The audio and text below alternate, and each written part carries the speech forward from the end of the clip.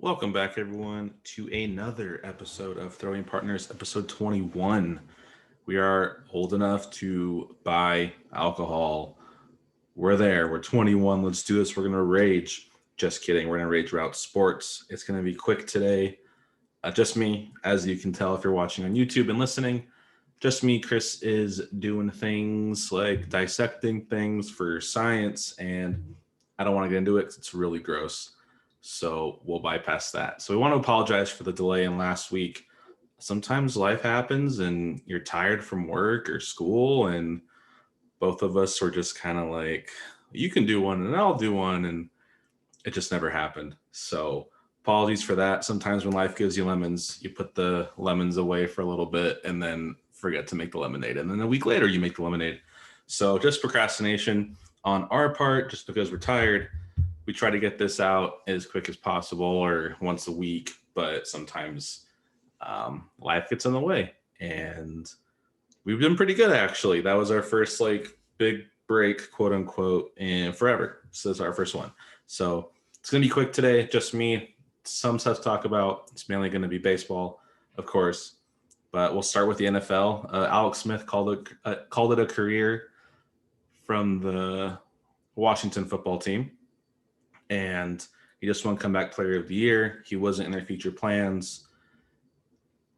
That gruesome leg injury, like coming back from that, like tip of the cap, like you're good job, like coming back from that and just strutting into the playoffs, like hobbling in for Washington, kind of got them there. So he was a big part in that, and I think his leadership really helped on a young team like that. But I always thought Alex Smith got the short end of the stick with a lot of teams. We got replaced in San Francisco with Kaepernick, went over to KC, did really well in KC, got replaced over there with Mahomes, goes to Washington as a starter, breaks his leg, has multiple surgeries, almost dies. Man, what a journey. But hats off to him. Congrats on a good career, great career, and ending on a high note with comeback player of the year. So good for Alex Smith. Basketball, it winding down. Playoffs are going to start soon. A few teams have already clinched spots, mainly just Utah. So the few teams have just won. So Utah clinches. Chris's team right there. They've been really hot, but who knows? I think the Lakers are still a favorite because everyone knows AD's back. LeBron is in his he's frozen in carbonite, and they're gonna thaw him out once the playoffs start, and they're resting him for that. And when that kicks in, you're gonna see the Lakers really pick it up and destroy a lot of teams. That's what I'm thinking. Brooklyn's on top in the East. Philly's right behind them, a game out. Like they're right there for the number one seed. It's going to be neck and neck. I know Brooklyn lost to LaMarcus Aldridge. He actually retired as well. He found a heart defect, like a heart murmur, and he was like, you know what, health's more important. Peace out, basketball. So good for him. He played a really long time. Um, so congrats to LaMarcus Aldridge. I think uh, Brooklyn though is hurting with James Harden out, but I think same thing with LeBron. Like he's fine. I think they're just going to wait for the playoffs, and once he's good to go, like it's all hands on deck. Like gears are going to go in, and they're just going to. I think Brooklyn's the with adding like Griffin and then having Kyrie and Durant healthy, and then bringing Harden over in that trade. Brooklyn's the favorite in the East, and they've shown it.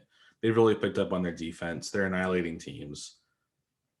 I'd be surprised if they get knocked out pretty early, but who knows? Just maybe that's to do with chemistry. But it was a huge weekend in baseball. So the Padres and the Dodgers played in LA, and Padres took 3 of 4 from the Dodgers. And Tatis Jr. went off. He hit 5 home runs over the weekend. He hit two the same. I got off Kershaw the same day, like to 22 years to the day. His dad hit two at the same stadium. His dad, Fernando Tatis Sr., hit 2 grand slams in 1 inning, and that's the first time that's ever happened in his baseball history. Father son duo, 22 years apart, having multi-homer games in the same stadium on the same day. That's crazy. Like that doesn't happen often. There was a little controversy with Game 3. I believe I think Bauer pitched that game, and Tatis hit a homer, and then his second homer, he apparently blew up online, is batting, and then at a certain point he kind of looks down like this, and people are thinking he's looking back at the catcher's signs. He was ahead in the count 3-2 off Bauer. There was a slider away, and he actually pulled it to left center for a homer. Bauer didn't know how he hit it. It's just Tatis Jr. is just really good, especially when he's healthy. I think he's going to really pick it up. He had a slow start. He spent 10 days on the IL. He's going to pick it back up where he left off last year. And honestly, this is being blown out of proportion. I don't think everyone does it. Everyone peeks down and looks at the catcher for their signs. In the few games I've played in adult baseball league, I've done the same thing. I struck out, so it didn't help me at all. But everyone does it. And people were blowing up Tatis and the Padres. A writer for the LA Times said the Padres stole the series, like they cheated the Dodgers out of a series win. And that was Game 3. The Padres already took the first two games. You can't say they cheated them out of the series when they took the first two games. It doesn't make any sense.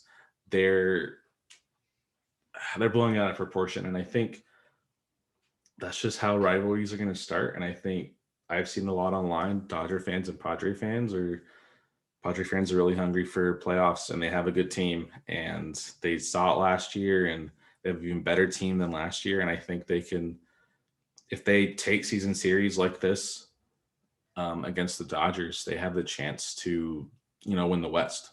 And I know the Dodgers record shows that they're the better team. Like, they have the more wins. Padres are third. They're only 3 games out. And right now, the first 7 games of the season series, Padres are up 4-3. So we'll see how that plays out. But it's fun. I don't want to say Tatis was cheating. Everyone does it. It's not even close to what the Astros did with getting video evidence, relaying it to the dugout, and then having the dugout bang a trash can to tell you what pitch was coming. It's not even close to that. It's blown out of proportion, and I think it's just fans trying to start some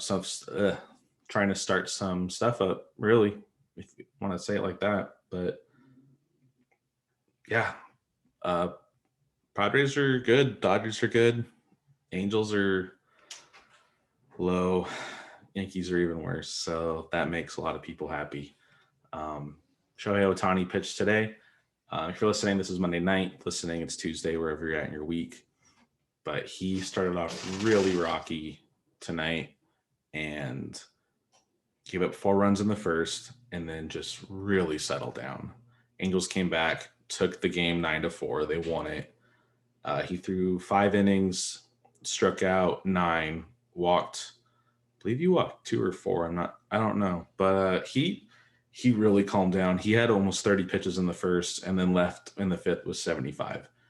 So not too bad. He also had 2 hits and 2 RBIs. So he's doing it both. And I think with the Angels taking the gloves off and just letting him be Shohei and dictate how he feels, more power to him. And I think that's why he's comfortable, and that's why he settled down. And in his last few starts, even though he's been rocky, like, this is the first time he's really like been hit around a little bit, but he only gave up 2 hits. Most of them were walks, and then the 2 walks it was a 3-run homer.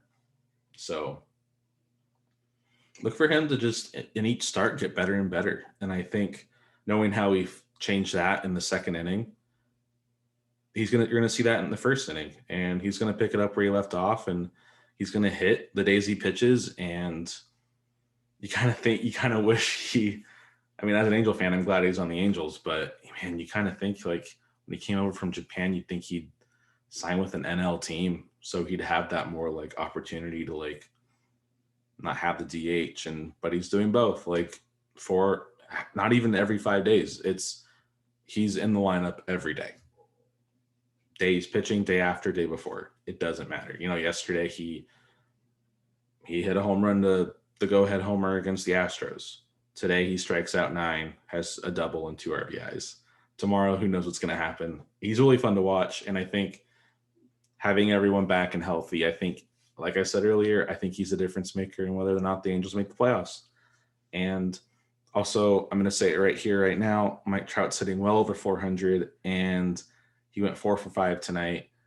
And I'm going to say it here, this is a bold prediction, but he has a chance to, if he keeps up this pace all year, which he won't, like no one really does, he has a chance to win a batting title, his first one of his career.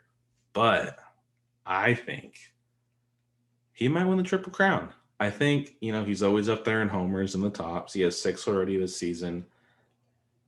If he keeps that average up and like drives guys in, I think he can win the Triple Crown. Who knows?